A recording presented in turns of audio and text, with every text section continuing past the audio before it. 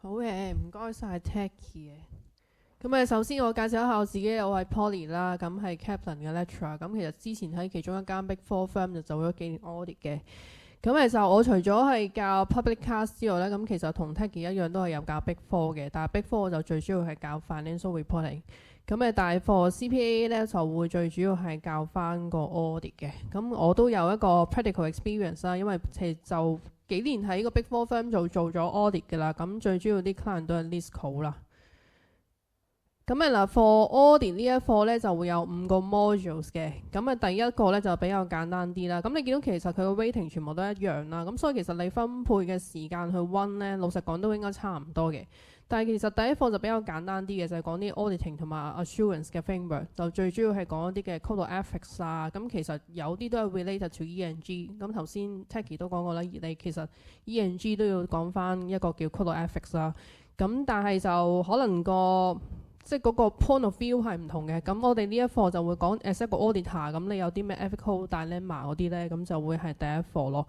咁亦都會講翻一啲比較 basic 嘅一啲嘅 auditing 嘅 standards 啊。OK， 咁所以呢個第一課就其實就比較簡單啲嘅。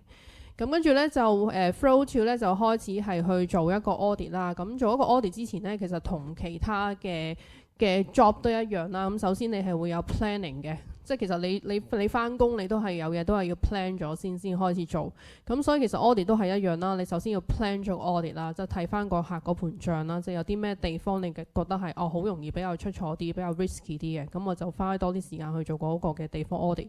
咁同埋點樣去 determine 有啲咩嘢係一個重要嘅 item of which 我哋 auditor 會做 audit 呢？咁就算你唔係做 audit，你都知嘅，我哋唔係全部都走去 audit 噶嘛。係咪？即係唔話1蚊2蚊你就去 audit 係咪？咁所以呢個我哋就會第二課就會讀啦。我哋點樣係去做翻個 audit 呢？會做啲咩 audit 嘅 procedures 呢？就會喺第二課嗰度讀咯。咁跟住我哋 plan 完之後呢，就會開始係去個 client site 嗰度係去搜集證據啦，去 perform 個 audit。咁呢個就會第三課啦，去 perform 一個 audit 啦，就搜集一啲嘅證據，一啲 audit evidence，去睇翻個客嗰啲數呢，會唔會有一啲嘅大嘅錯誤嘅？咁就會係第三課啦。OK， 咁我第三課就會係講翻我哋點樣去做翻個 audit。咁而做完之後呢，咁你揾咗啲證據之後，就會睇翻個客呢有冇大嘅錯誤啦，再決定翻我哋嘅 final product，就係個 audit report。咁就會第四課啦，就講翻我哋出啲咩 conclusion， 出啲咩 audit opinion 俾個客呢，就會第四課嗰度讀咯。咁而第五課呢，就老實講，如果你俾我一個 advice 呢，就課你哋呢，就係其實。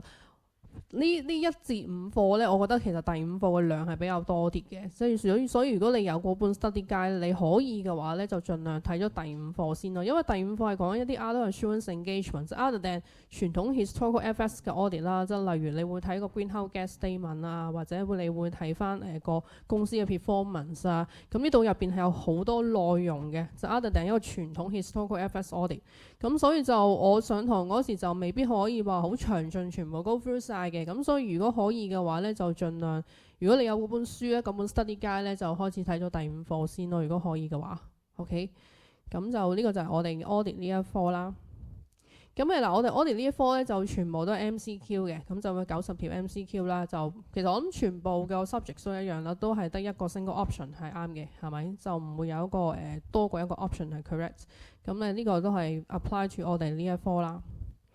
咁我哋呢個 course 呢，就會有10個 sessions，就30個鐘，咁亦都會有1.5個鐘係 for Q&A session 嘅。咁最主要都係，咁你10個 sessions，你本書咁厚，咁梗係冇辦法 cover 晒所有嘢啦。咁所以都 mainly 係會 cover 比較重要嘅嘢啦。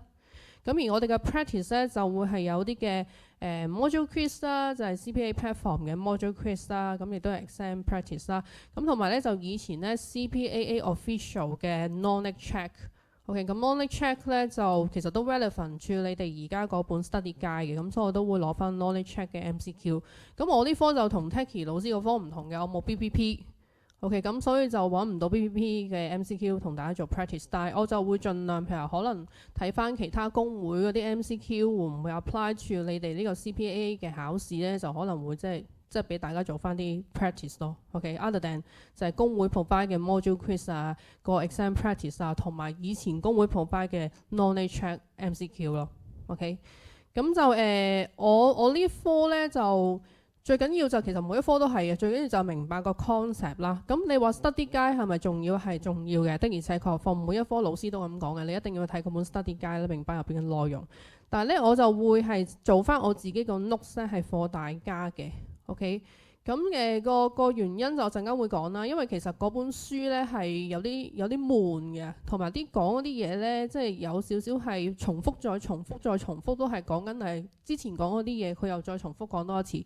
咁我唔係話佢唔好，不過咧，如果可以精準啲就會比較好啲咯。咁所以我就會 make 翻我自己一個 summarize 嘅 notes 俾大家，就希望通過一啲嘅圖啊，或者一啲嘅 flow chart 啊 summarize 翻一啲 key point， 令到大家係容易啲去吸收入邊嗰個 concept 咯。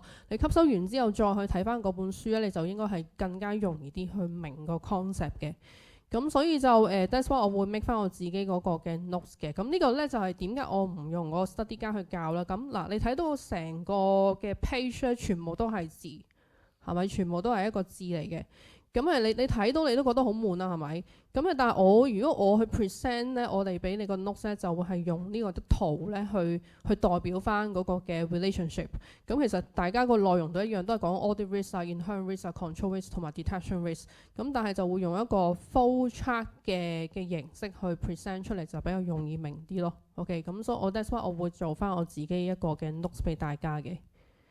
咁但係有啲同學就話我又睇書又睇你個 notes， 好似我唔知點樣去 link with 你個 notes with 本書喎。咁所以我亦都會即係做翻個 page number 嘅 matching 啦，就係我個 notes 同個 study guide 其實係 refer to 個 study guide 嘅邊個 page。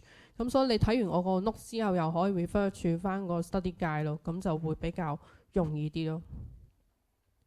咁就一樣啦，即係其實每一科老師都係啦，即係唔好淨係死背書啊，因為你嚟到一個 professional examination 咧，淨係死背書冇用㗎，係咪？咁就一定要明白入邊嘅 concept 啦，咁呢個就好重要啦。咁我點樣可以幫大家咧？就我會附翻一個after class 嘅 support 啦，咁就會 through email 啦，或者係我哋最嬲尾嗰堂會有 Q&A session 嘅，咁可以係 face to face 同埋 live stream。咁呢個 Q&A session 你就可以問我問題嘅 ，OK？咁仲有就係我哋會做 MCQ practice 啦，頭先講過就係公會 provide 嘅 module quiz 啦，一份嘅 practice exam 啦，同埋公會以前 provide 嘅 knowledge check 啦。OK， 咁knowledge check 就淨係得你有嘅啫，因為 knowledge check 而家坊間已經係冇咗㗎啦。咁同埋我亦都會可能去睇翻其他嘅professional body 咧，佢嗰啲嘅 MCQ question 會唔會 apply to 你哋 exam 咯？如果會嘅話，可能都會抽一啲嚟同大家做個 practice 咯。咁就另外一個 tips 俾大家，我哋呢科咧就我哋呢科除咗係考 international 嘅 auditing standard 之外咧，亦都考澳洲嘅 auditing standard 嘅。咁其實澳洲同 international 咧基本上都係差唔多嘅 majority， 咁但係都會有唔同嘅。咁唔同嘅地方我就會上堂係特登去 highlight 翻，去強調翻個 difference 喺邊度咯。OK。好啦，咁就你哋嗰個嘅 brochure 應該有個 QR code 嘅，咁 QR code 咧就有個 demo lecture。咁你都話我都想知道阿 Polly 老師點樣教書 before 我去即係 take 你個 course 係咪？咁你就可以 scan 個 QR code 去 taste 下我點樣去教先咯，就 before 你去 join 我哋嘅 course 咯。咁就最後希望可以即係嚟緊都會見到大家啦，去 join 翻我哋嘅 course 啊。嚟緊我將個時間咧就交俾雷 Sir 嘅。